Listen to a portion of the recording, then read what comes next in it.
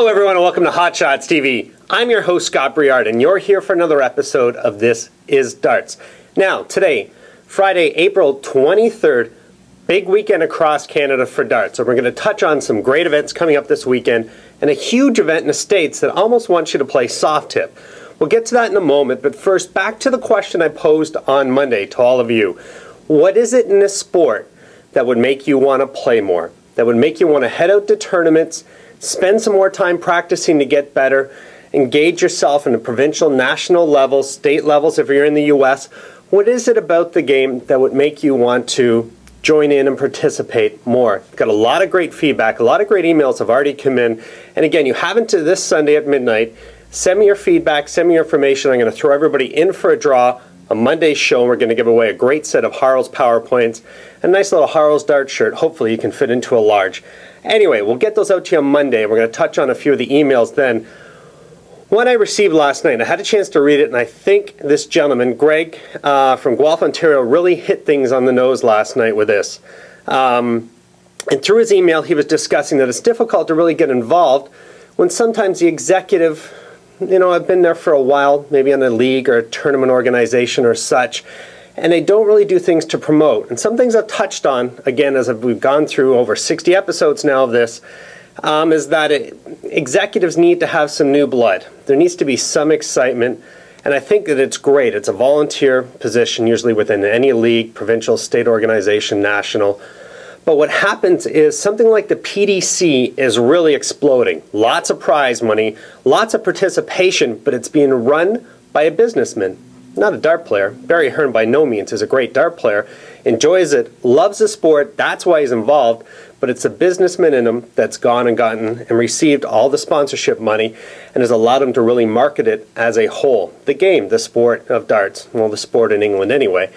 So what I think needs to happen is, and a lot of people in leagues and organizations that have become stale, and that's exactly what Greg touches on in this email, is that you need to look at your dart body and find those that enjoy the game but are really good at business. Maybe entrepreneurs, self-employed people, those in sales, those in marketing, to get involved in your executive and to go out, canvass the area locally for some prizes, some sponsorships.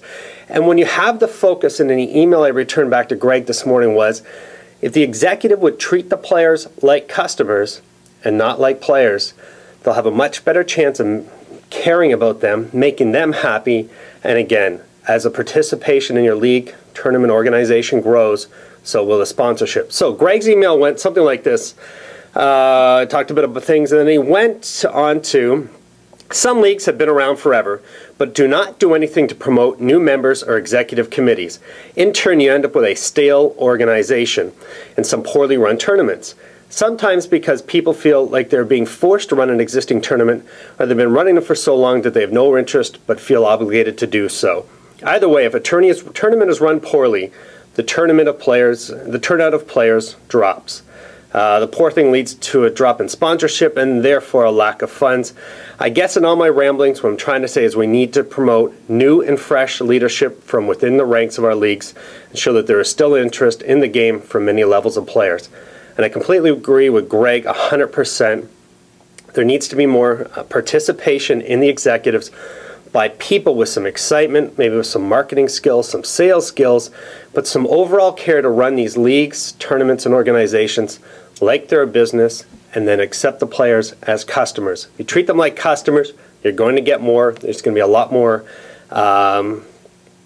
happiness among the ranks, I guess you could say. You'd have a lot more enjoyable players out there who want to come out every week, who want to bring their friends, and if the leagues, tournaments, and organizations take that sort of outlook, I think certain numbers will grow. And then it goes the same for Darts Ontario, the NDFC, and anything in general. If you treat your body, your membership well, it's going to increase. So consider that important thing for all of you. Again, great tournaments across Canada this weekend. No matter where you're living, I'm sure you can get to one of these great events. You've got the 7th annual Medicine Hat Open out in Medicine Hat, Alberta, $1,000 in prize money. The contact for this information, or for this event, is none other than Bill Hatter himself, president of the NDFC. Bill's a great man. Again, I had a great conversation with him a few weeks back. So this weekend in Medicine Hat, $3,000 out in PEI on the island. You have your Prince Edward Island Open. Where's the event being taken place? At the Causeway Bay Linkletter Hotel. Actually, the site is the tournament's being held at the Summerside Fire Hall. So, great spot to be. What a nice weekend to be in PEI. Hopefully there's some sunshine. You've got $3,000 in prize money to head out there for. And then all the way to Victoria, British Columbia, you've got $3,500 out in BC. Tournament taking place at the Howard Johnsons in Victoria, British Columbia. That goes on all weekend, and your host there is Darts Victoria. So no matter where you are across the country, there's got to be somewhere to get to a great dart event. Now in the States, a reason to make you almost want to switch over to a soft tip dart player. As crazy as that might sound for some of you, $500,000 this weekend in US dollars. Although our Canadian dollar is currently worth more than the US dollar. But anyway, $500,000 in Vegas at the NDA Team Dart 25th anniversary event going on at the Riviera Hotel and Casino. It's going on started on the 16th and goes all the way through to the 24th. So $500,000 in prize money might make you want to consider throwing 16, 18 gram soft tips at a dartboard. Anyway, great events, and it's great to see some serious prize money this weekend in the sport. Let's touch on some technology now, because I think there's going to be some changes coming to this great game of ours.